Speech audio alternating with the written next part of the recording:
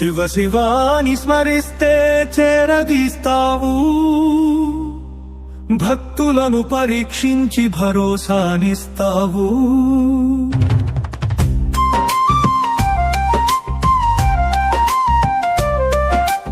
అల్పాయుష్కుడైన నందికి పూర్ణాయుషు ప్రసాదించావు. కైలాసంలో నీ పాదాల దగ్గర నందికి శాశ్వత స్థానం కల్పించావు.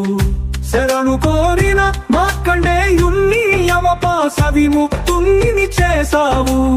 యమునిని తన్ని కరమి చిరంజీవిని చేశావు.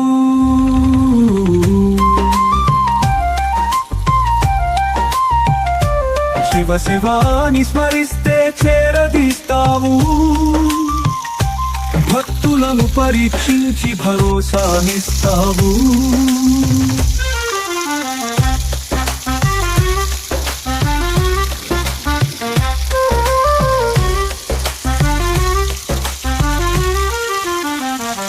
రావణ సంహారం చేసిన రాముడు పాప పరిహారానికి నీ శరణు కోరాడట.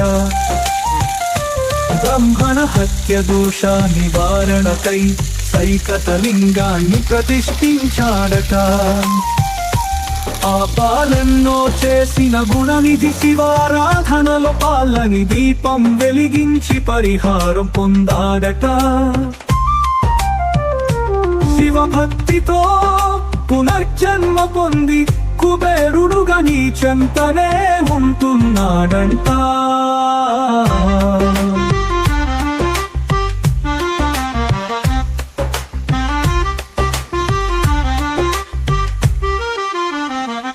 శివ శివాని స్మరిస్తే చేరదీస్తావు,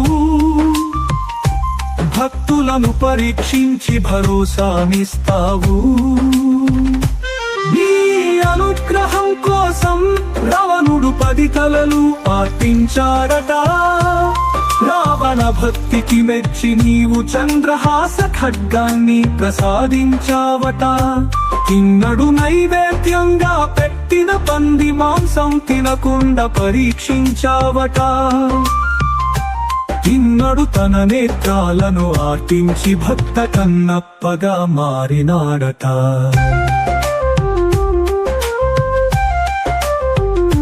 శివ శివాని స్మరిస్తే చేరదీస్తావు,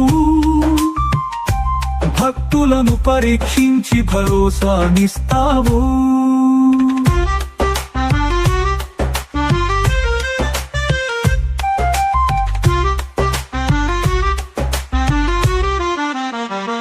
బందిపోటు మల్లన్న ప్రజలను దూచుకుని శివరాత్రి చేసేవాడట. తన తప్పు తెలుసుకుని నీ అనుగ్రహంతో మహాసమాధిని పొందినాడట. పరంజ్యోతి ఇంటికి జంగమదే. ఈరోజు మార్చి 12 చాలా పుణ్యకరమైనటువంటి, చాలా దివ్యకరమైనటువంటి, చాలా మంగళకరమైనటువంటి రోజు. ఈరోజు ఎందుచేతనంటే మహాకుంభమేళ ప్రారంభమయ్యి ఈ రోజుతో అంటే మార్చి 12వ తేదీతో ముగియనున్నది. అందులో భాగంగా ఈరోజు వెంకటగిరి స్వామి వివేకానంద యువ సైన్యం సహకారంతో తిరుపతి జిల్లా పిచ్చాటూరు మండలం నాగలాపురం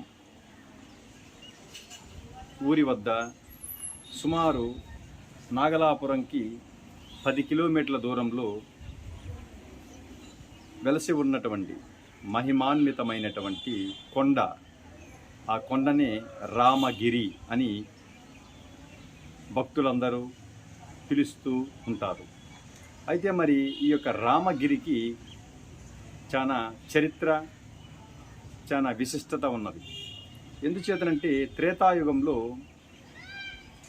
శ్రీరామచంద్రుల వారు రావణాసుని అంటే 10 తలల రావణాసుని సంహరించిన తరువాత బ్రహ్మహత్య పాప నివారణార్థం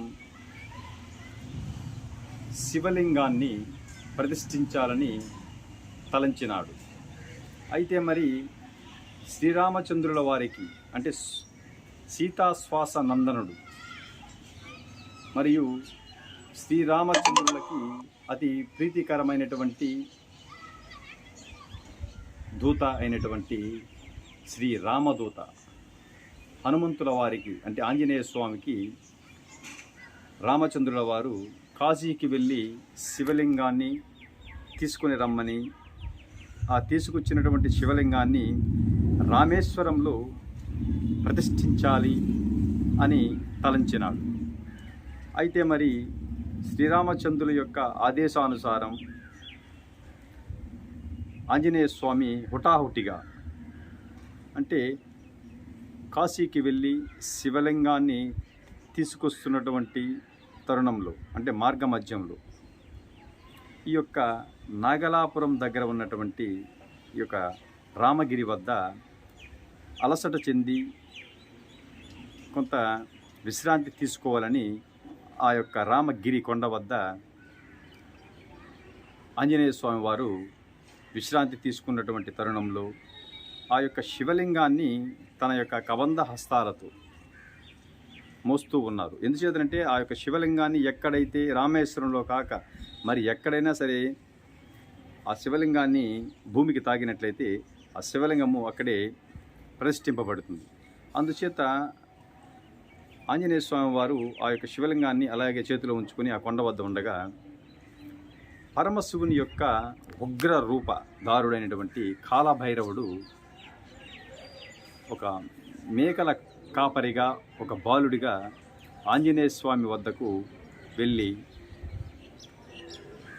ఆ యొక్క ఆంజనేయ స్వామికి దాహమయ్యేటట్లు ఈ యొక్క పంచభూతాలలోని గాలిని మరియు ఇంకా అన్ని భూతాలన్నింటి కూడా ఉక్రోషపరుస్తాడు. తద్వారా ఆంజనేయ స్వామి వారికి అమితమైనటువంటి దాహం ఏర్పడుతుంది. ఆ దాహాగ్నిని తీర్చుకునేందుకు ఆ యొక్క బాల రూపంలో ఉన్నటువంటి కాలభైరవుడికి ఈ యొక్క శివలింగాన్ని ఇస్తూ చెప్తాడు ఆ బాలుడికి, ఆ శివలింగాన్ని ఎట్టి పరిస్థితులను కింద పెట్టవద్దు, నేను వెళ్ళి ఆ కొండ పక్కన ఉన్నటువంటి మడుగులో నీరు తాగి వస్తాను, నా యొక్క దాహాగ్ని తీర్చుకుంటానని ఆంజనేయ స్వామి చెప్తారు. అలా ఆంజనేయ స్వామి మడుగులోకి వెళ్ళి నీళ్లు తాగి వచ్చే తరుణంలో ఈ యొక్క కాలభైరవుడు ఆ యొక్క శివలింగాన్ని ఈ యొక్క రామగిరి వద్ద ఉంచేస్తాడు. అయితే మరి ఉగ్ర రూపుడైనటువంటి ఆంజనేయ స్వామి వారు ఆ యొక్క శివలింగాన్ని ఎలాగైనా సరే తన యొక్క తోకతో అంటే వాలంతో ఆ యొక్క శివలింగాన్నంతా కూడా చుట్టి పెకలించాలని ప్రయత్నిస్తాడు మహాబలాత్కారుడై. అయినప్పటికీ కూడా ఇంచింతు కూడా ఆ యొక్క శివలింగం అక్కడి నుంచి కదలదు. అయితే మరి గర్వభంగుడైనటువంటి ఆంజనేయ స్వామి కాలభైరవుడికి దగ్గర శిరసాభివందనం చేసి తప్పు అని క్షమిస్తాడు. తదనంతరము ఆ యొక్క శివలింగము అక్కడే ప్రతిష్ఠింపబడి ఉంది. అందుకే ఇప్పుడు ఈ యొక్క రామగిరిలో ఉన్నటువంటి శివలింగము కొంచెం వాలినట్లు ఉంటుంది. అందుకే ఆ యొక్క శివలింగాన్ని వాలేశ్వరేశ్వరుడు అని పిలుస్తారు. ఈ యొక్క రామగిరిలో పార్వతీ అమ్మవారు మరకతాంబికాదేవిగా కూడా ఇక్కడ మనకి దర్శనమిస్తుంది.